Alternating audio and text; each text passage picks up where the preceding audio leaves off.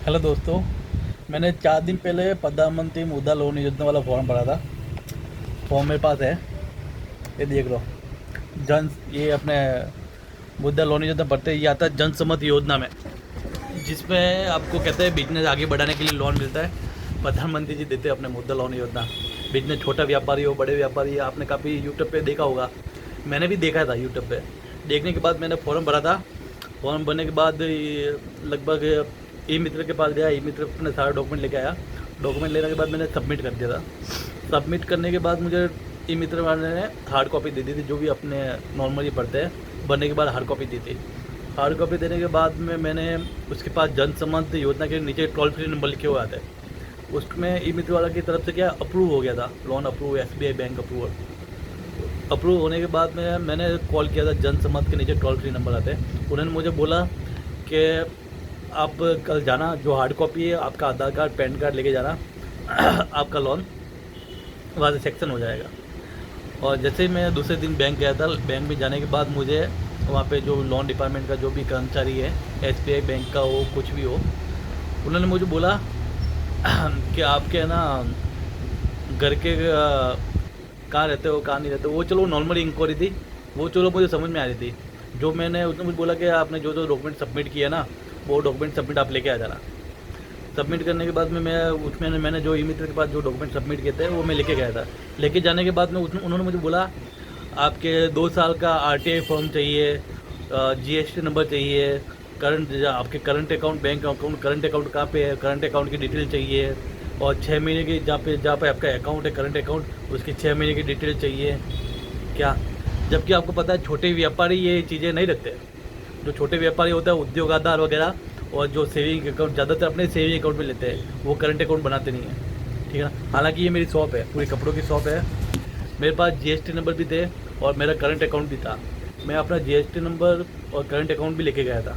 मैं कहा मेरे पास ऑलरेडी है, मैं कहा लेके चला जाता हूँ। मैं लेके जाने के बाद में उन्होंने और चीज़ मतलब 5-6 डॉक्यूमेंट और मांग लिए, जो मेरे पास अवेलेबल नहीं थे।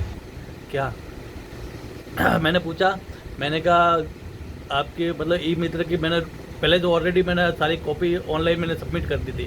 सबमिट करने के बाद मैंने कहा जो मैंने सबमिट किए ना, वो वहाँ पे गवर्नमेंट पोर्टल की तरफ से सबमिट हो गए, तो आप इतनी चीज़ें क्यों मांग रहे हो।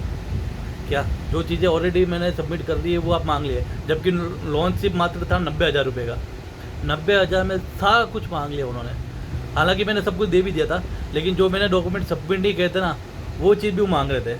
जैसे घर के कागज़ कहाँ रहते हो, घर के कागज़ है, दुकान कहाँ है, दुकान रेंट की है कि नहीं है, घर खुद की है कि नहीं है, बहुत कुछ, मतलब अनलिमिटेड। मतलब मान के चलो ना, प्रधानमंत्री मुद्रा लोन योजना जो होता है ना, 99% मुझे फेक लगता है। फेक इसलिए लगता है, मतलब मैं एक तरह से आपको मतलब क्लियर बता देता हूँ।